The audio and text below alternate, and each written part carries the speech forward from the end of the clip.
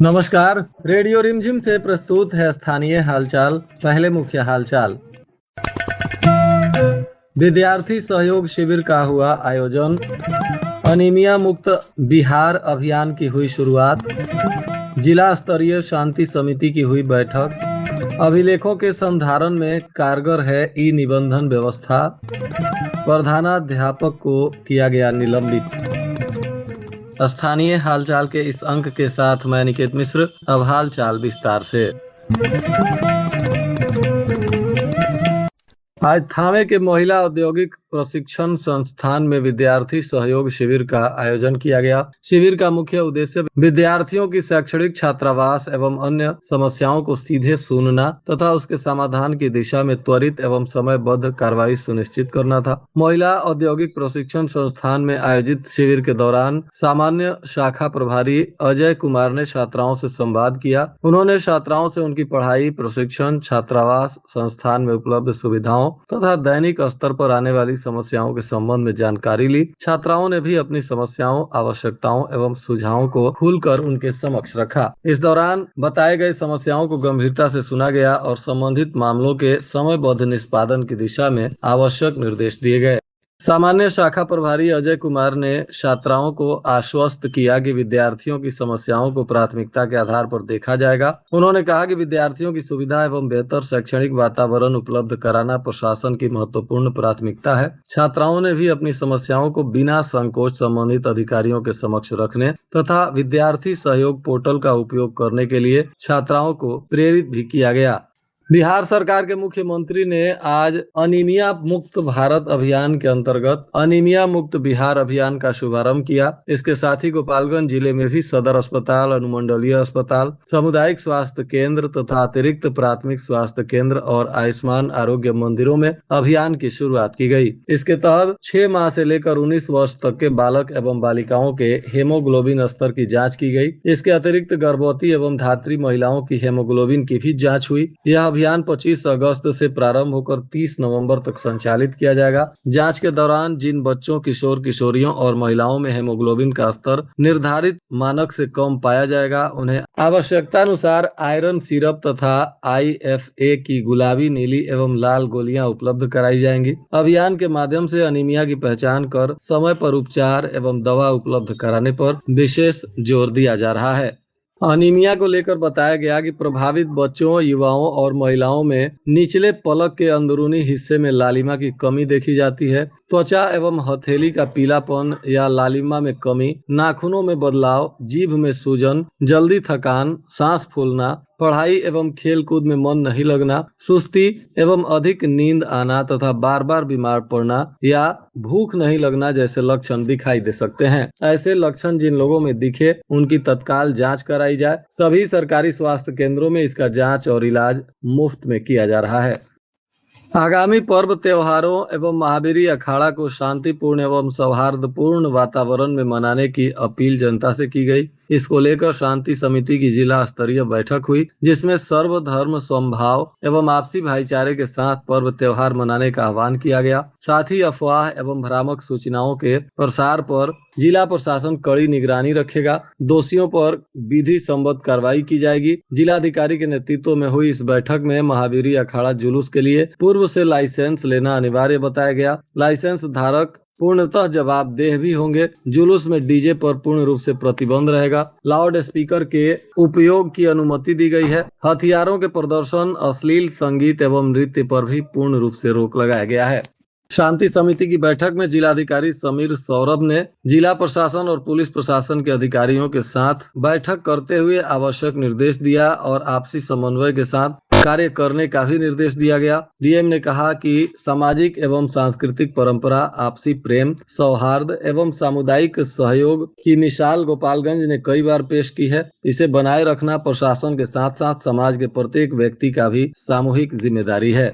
महावीरी अखाड़ा उठाने वाले लाइसेंस धारियों को कहा गया है कि आप अपने स्तर से भी पर्याप्त संख्या में वॉलेंटियर्स को जुलूस और झंडा के दौरान तैनात रखें। सभी वॉलेंटियर्स के पास पहचान पत्र होना आवश्यक है। जुलूस के दौरान वॉलेंटियर्स की भूमिका महत्वपूर्ण होगी और वे प्रशासन एवं पुलिस के साथ समन्वय स्थापित करते हुए व्यवस्था बनाए रखने में सहयोग करेंगे। बैठक में उपस्थित शांति समिति के सदस्यों ने भी इस बात पर सहमति व्यक्त की कि अखाड़ा आयोजन समितियां अनिवार्य रूप से पूर्व में लाइसेंस प्राप्त करेंगी तथा जुलूस के दौरान किसी भी प्रकार की अप्रिय स्थिति उत्पन्न होने पर लाइसेंस धारक की पूरी जवाबदेही निर्धारित की जाएगी।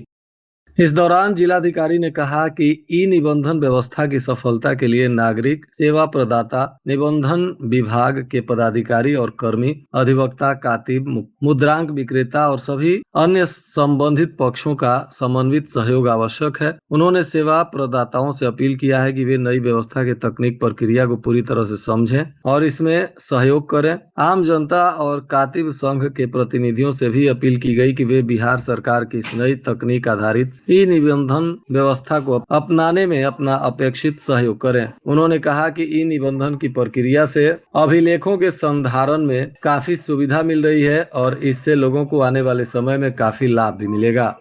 बिहार सरकार की नागरिक केंद्रित सेवाओं एवं डिजिटल गवर्नेंस को बढ़ावा देने की दिशा में एक महत्वपूर्ण पहल के तहत जिलाधिकारी के द्वारा समीक्षा बैठक की गई, जिसमें ई निबंधन व्यवस्था का शुभारंभ जो 17 अगस्त से हुआ है उसको लेकर अवर निबंधक काली आशीष के द्वारा ई निबंधन की पूरी प्रक्रिया, इसके लाभ और विभिन्न स्तरों पर अपनाई जाने वाली कार्य प्रणाली के संबंध में भी विस्तृत जानकारी दी गई। बैठक में कातिब, दस्तावेज लेखक, मुद्रांक विक्रेता, प्रशिक्षु, दस्तावेज निबंधन से संबंधित अधिवक्ता तथा अन्य संबंधित प्रतिनिधियों को भी इस नई व्यवस्था के संबंध में विस्तार पूर्वक जानकारी दी गई। सभी स्टेक होल्डर्स से नई तकनीक आधारित व्यवस्था को समझते हुए नागरिकों को बेहतर एवं सुगम सेवा उपलब्ध कराने में सक्रिय सहयोग की अपील की गई।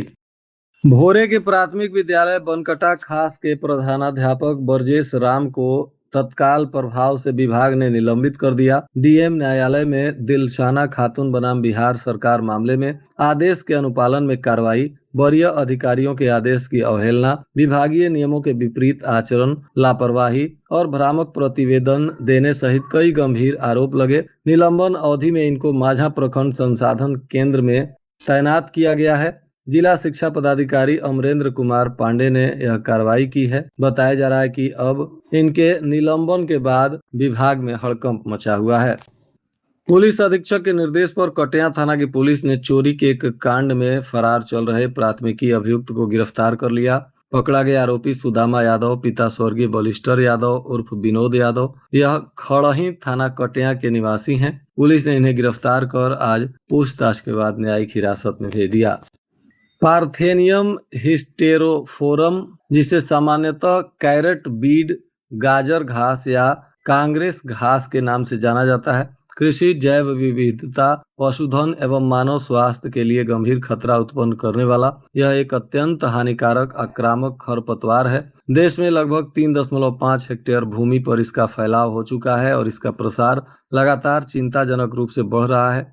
यह खरपतवार फसल उत्पादकता में कमी और पर्यावरणीय क्षरण के साथ साथ डर्मेटाइटिस, अस्थमा तथा नाक, त्वचा एवं नाक श्वसनी संबंधित एलर्जी जैसी स्वास्थ्य समस्याओं का भी प्रमुख कारण है। इस आक्रामक खरपतवार की गंभीरता को ध्यान में रखते हुए भारतीय कृषि अनुसंधान परिसर पटना के द्वारा अपने अनुसंधान केंद्र एवं कृषि विज्ञान केंद्रों साथ ही वैज्ञानिक तरीके से बकरी पालन और किसानों की आजीविका में सुधार विषय पर भी 2 दिवसीय क्षमता निर्माण सह आदान सहायता कार्यक्रम का आयोजन किया गया था। इसका भी समापन हुआ। इसमें गया जिले के टनकुप्पा प्रखंड के गजाधरपुर गांव के अनुसूचित जाति के 16 किसानों ने भाग लिया था। कार्यक्रम का उद्देश्य किसानों को वैज्ञानिक एवं लाभकारी तरीके से बकरी पालन की उन्नत तकनीकों से अवगत कराना था।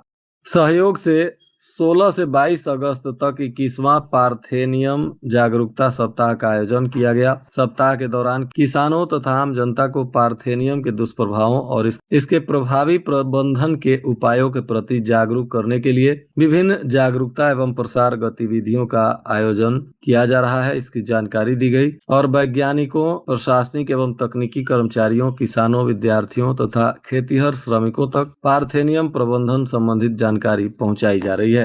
भोरे थाना की पुलिस ने गुप्त सूचना के आधार पर बनिया छापर में कार्रवाई करते हुए एक करकट नुमा मकान से 2 व्यक्तियों को गिरफ्तार किया, जिनके पास से स्मैक जैसा मादक पदार्थ मिला है। पकड़े गए आरोपी सुजीत कुमार और करण कुमार, ये दोनों बनिया छापर थाना भोरे के निवासी हैं। पुलिस ने इनके स्मैक जैसे मादक पदार्थों को जब्त करते हुए आवश्यक जांच शुरू कर दी है और दोनों को पूछताछ के बाद न्यायिक हिरासत में भेजा जा रहा है। सासामूसा बाजार के पास एटीएम कार्ड छीनकर एक व्यक्ति से नगद राशि निकालने के प्रयास में 112 की पुलिस ने तुरंत कार्रवाई करते हुए एक आरोपी को गिरफ्तार किया है। पुलिस का कहना है कि घटना स्थल पर पीड़ित मुकेश कुमार गुप्ता के बयान पर यह कार्रवाई की गई। ये चतुर बगहा थाना जादवपुर के निवासी हैं। इन्होंने बताया कि एक्सिस बैंक के एटीएम से पैसा निकालने के लिए गए थे। इसी दौरान एक व्यक्ति उनके हाथ से एटीएम कार्ड छीन लिया और उक्त कार्ड से नगद राशि निकालने का प्रयास करने लगा, जिसके बाद पीड़ित ने पुलिस को जानकारी दी। पुलिस मौके पर पहुंची तो आरोपी को गिरफ्तार किया गया। आरोपी की पहचान मुसद्दिक अंसारी पिता मैनुद्दीन अंसारी, साकिन धीतराला मोहल्ला मकान संख्या 330 विजयवाड़ा नई दिल्ली बताया जा रहा है। पुलिस अब इसे गिरफ्तार करने के बाद आवश्यक कार्रवाई कर रही है। अभियुक्त की तलाशी लेने के बाद उसके पास से एक मोबाइल फोन और विभिन्न बैंकों के 3 एटीएम कार्ड, एक ब्लूटूथ डिवाइस और नगद राशि 19,593 रुपया बरामद किया गया है। अब पुलिस इस पर आवश्यक कार्रवाई कर रही है। कल एनआईए की जो छापेमारी हुई थी उसके संदर्भ में कल देर शाम प्रशासन ने जानकारी दी। बताया जा रहा है कि नगर थाना क्षेत्र के थावे रोड स्थित तुरकहा गांव में मोहम्मद कैफ नाम के एक व्यक्ति के घर एनआईए की टीम ने छापेमारी की थी। इसमें 6 लैपटॉप, 2 मोबाइल फोन जब्त किए गए हैं और मोहम्मद कैफ को अहमदाबाद में पूछताछ के लिए बुलाया गया है। इसकी नोटिस उसके घर चिपकाया गया। एनआईए के आने से पहले ही घर के सारे लोग फरार थे। घर पूरा सुनसान पड़ा था। एनआईए की टीम ने छापेमारी कर आवश्यक जांच पड़ताल की है। फिलहाल इस मामले में और कोई खास जानकारी नहीं दी गई। पुलिस अधीक्षक ने बताया कि किस मामले में यह छापेमारी हुई है, इसको लेकर एनआईए की तरफ से स्पष्ट जानकारी नहीं दिया गया है। थावे थाना की पुलिस ने हत्या के प्रयास में फरार चल रहे 2 प्राथमिकी अभियुक्तों को गिरफ्तार किया है, जिसमें एक आरोपी वीरेंद्र माझी पिता नंदजी माझी और दूसरा उपेंद्र माझी पिता छेदी माझी। ये दोनों उदंत राय के बंगरा थाना थावे के रहने वाले हैं। दोनों पर हत्या के प्रयास का मामला दर्ज है। पुलिस अभी ने गिरफ्तार कर इन पर आवश्यक कार्रवाई कर रही है।